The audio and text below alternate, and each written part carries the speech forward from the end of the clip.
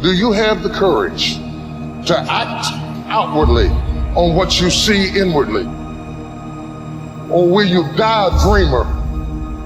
Will you die on the verge and on the edge and in the land of coulda, woulda, and shoulda? It is far easier not to be successful. If you don't want to make waves, be mediocre. Be normal and fit in. And some of you, there are things you like, you have absolutely no control. You are like a slave to you. You are a slave to your personality. You are a slave to some of your vices. You are a slave to some of the things you like. You are a slave. You have absolutely no control. And what I'm telling you is the reason why we fast from time to time is not that we have to fast, but at some point you gotta fast because you gotta tell the flesh who's in control. I'm in control. You're not in control. I know you don't want to wake up. You don't have an option. Get up. And the time is now. The secret of your success is determined by what we do daily. Make every day your masterpiece.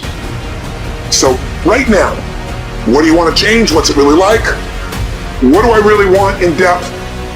What are the rituals that will get me there? And then get yourself to start a few of those actions and lock them in place. So start the new process. You can begin a new habit no matter how small it is. Small isn't important. Whether or not you start and whether or not you continue are all that is important. So to have a prosperous life, start a prosperity plan. To become wealthy, start a wealth plan. If you are ill, start a health plan. If you don't have energy, start an energy plan. If you don't feel good, start a feel-good plan. If you're not smart, start a smart plan. If you can't, start a can plan. If you haven't, start a have plan.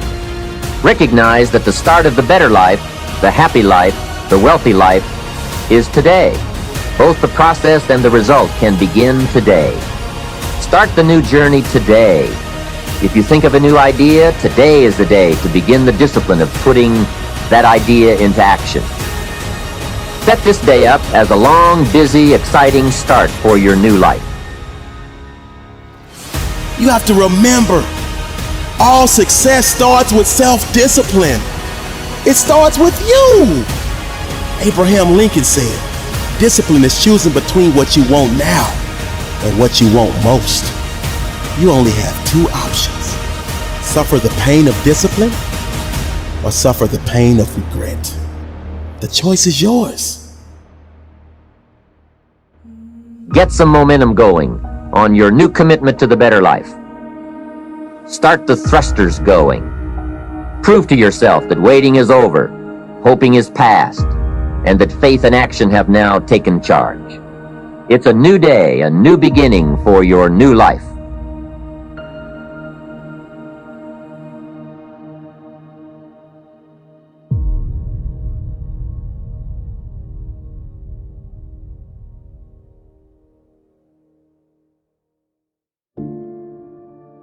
You should use a calendar to structure your days, because if you know what you're doing tomorrow, it decreases your anxiety substantially because you need that kind of structure.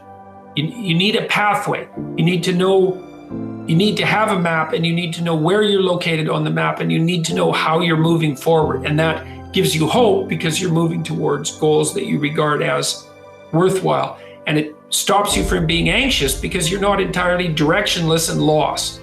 And so learning how to manage your time is useful. And you can start with a calendar. You can start with simple things like you can put in, well, when you're likely to go to bed and when you're likely to get up. And regulating that's useful. That should be relatively ritualistically consistent. And finally, a fifth way of being that is new. For me, it has become a way of life. It's called serenity instead of acquisitions. The more you try to acquire, the more you try to get, the more you try to collect in your life and evaluate yourself on the basis of that, the less serenity you're going to have. More is less.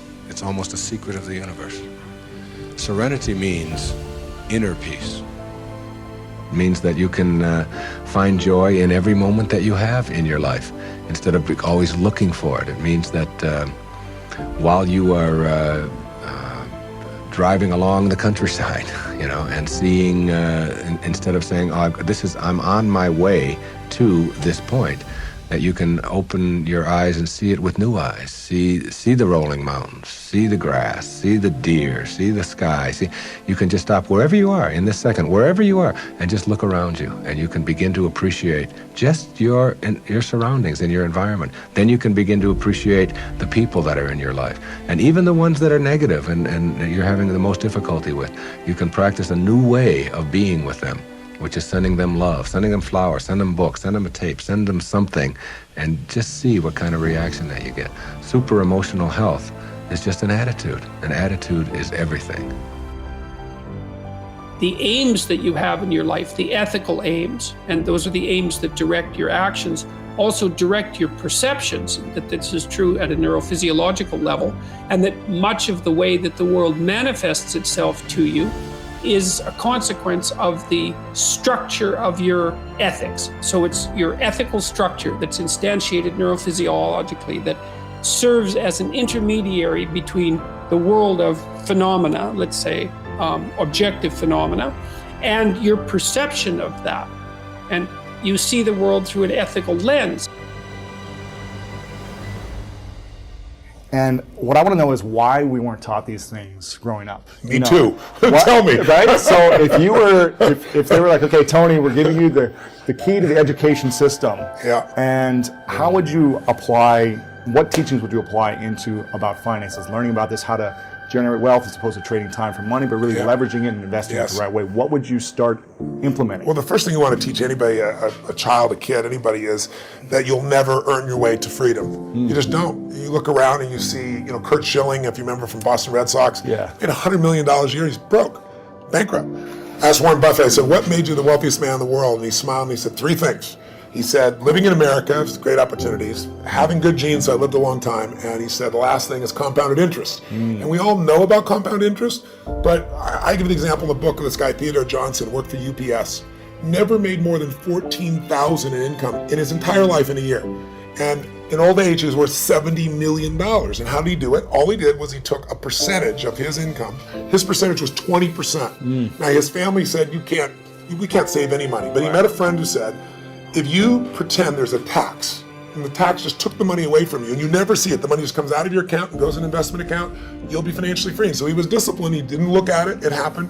$70 million by compounding. So people's mistake is, and kids don't know this, adults don't know this, that you won't earn your way there, but you can compound your way there. Yeah. What I wanted to do is say, where do you put that money?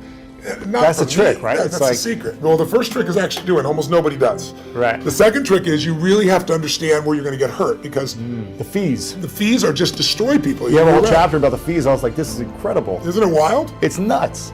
We lose so much money just on the fees. Well, just so people have an understanding, 96% of all mutual funds never match the market. I mean, they never beat the market. So I was just on a morning show this morning, and Michael Bloomberg's, one of his guys in house some of his money. So this is the only industry I know of where people think they can be a doctor. They think they can be a financial planner. And I said to him, well, look, the statistics, Warren Buffett taught me this. He said, Ray Dalio told me this. David Swenson, who took Yale from $1 billion to $24 billion in 2 decades. These are people telling me this. Right. Nobody beats the market except a couple unicorns that nobody has access to. And I said, I didn't say you're not one of them, but I said, here's the truth. 96% of mutual funds don't match the market. That means 4% succeed. Now, what are your chances of picking the right mutual fund? People don't know what they're doing. They put their money in a 401k. They pick a mutual fund not knowing what it is. If you play blackjack, and you and I play, and you get 2 face cards, and your inner idiot says, "Hit me! I want to get 1 chance in a million. I'm going to get ace." You have an 8% chance of winning. If you try to get a mutual fund, you got the 4% chance of winning. So what I show people is not only do you not get the result, thinking logically, if I hire someone else to do it, they'll do better than me. But in addition, you pay around 2,000% more than it's worth. Meaning you get the same exact product, the same stocks. If you own the index, right? You own a piece of all of America's best companies, say the Vanguard 500 index, 500 top companies, that costs 0.17%, like less than 0.2% versus the average mutual fund is 3.17. Incredible. So compounded over time. But first, just hear that so you understand. It's like the average car sold in America is a Honda Civic. It's $20,000. You can get the Honda Civic for $20,000, or you can pay $350,000. That's the difference between 0.17 and 317. But if you look at it over a period of like, how old are you? 31. 31, okay. So let's assume you and a couple buddies at 35 managed to put aside 100 grand, and you manage not to add any more money, but to grow it at 7% in spite of ups and downs in the market. And you're 65, how much money do you have? Well, if you paid 1% in fees, over those 30 years, your 100 grand became $574,000. Not bad for never adding another dime. Right. If you had 3% in fees, had the same growth, but 3% in fees, you now have $324,000. Almost half as much. $250,000, 77% less money. And you had the same return. It was just the fees. So the world, most people, you ask them, what are your fees? They have no clue. Right. So I've created a site where people can go, they can type it in, you find exactly what your fees are and what you should be paying. And it's highway robbery. Where in the world would you pay $2,000% more for the same exact product? You can only do it because the financial industry makes things so opaque, so convoluted, and people feel overwhelmed. They don't hard know to where to look. understand. It's Very like- understand. That's why I try to come in here and go, look, time to become the chess player, not the chess piece. Yeah. Let me teach you so you understand what's going on. It's not that complex. They use all these big words, but when you know what's going on, you don't get screwed, and more importantly, you take advantage of the system instead of letting the system take advantage of you.